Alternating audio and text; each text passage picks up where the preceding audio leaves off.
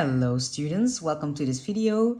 This video will be about point of intersection of two lines. So this is from your book 1.4 theory B. Now you can draw with me, you can make notes, and you can always pause the video. So here we have a coordinate plane, your set of axes, and let's say that there are two lines. Yeah, so this is line L and this one is line M, and over here we have the point of intersection of two lines, which is most of the time called point S. Now the two formulas are given. So for example, this formula is y is x plus 2.5, and this one is y is minus 2x plus 7. Now remember, for the VWO students, you guys have perhaps a different notation. You guys will have a notation could be like this, fx and then equals x plus 2.5, and over here you would have, for the VWO students, gx, which then would be minus 2x plus 7. But for the sake for this video, we'll just work with formulas L and formula M. All right, so the other questions, 1.4 theory A, was about finding the x-intercepts.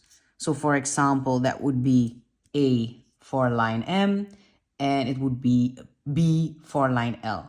Those are the x-intercepts. So let me just write it here. This is just a thinking cloud. Let me try to make it neat. Here we go. A and B are the coordinates for x-intercepts. And also here we have, for example, coordinates C and D. And coordinates C and D are coordinates for, bad English, for y-intercepts, because they intercept the y-axis, yeah?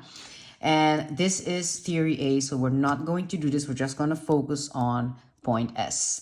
So what is point S? Now, point S is the intersection of two lines.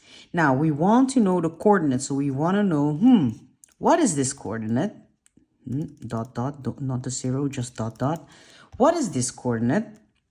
Well, we need to figure out what is our x, and then we need to figure out what is our y.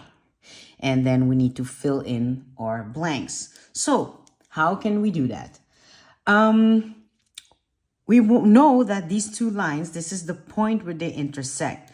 So at this point, the x belonging to line M is the same x belonging to line L, where of course the outcome y is exactly the same.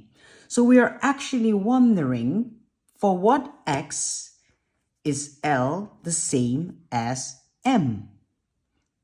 So for what x is the output of M the same as L?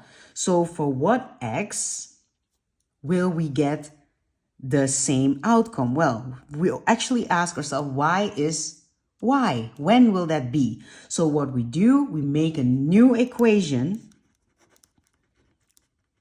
I hope you already wrote it down yourself, where we write down x plus 2.5 equals minus 2x plus 7.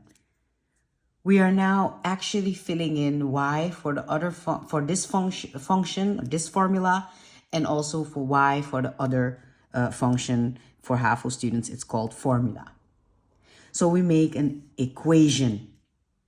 And what do we do with the equation? We solve. And we do that by using the balance method, because that's what you learned. And that's what we're going to do. You can pause the video and do this yourself. I'm just going to do it a bit quicker using the bringing over method, which I find faster, but you can choose any method that you want. 7 minus 2.5, make sure that the symbol changes. Then eventually we get 5, and we figure out that x is 5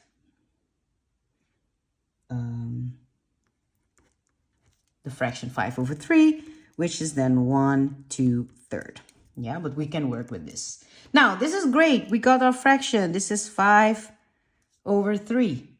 But how can we find that y coordinate? Well, if we have an x, we would always find a y by filling it in the formula. Well, since it's exactly on the spot for where L intersects M, we can choose which formula we want to use. So I always say use the easiest one. In this case, it's the formula belonging to M.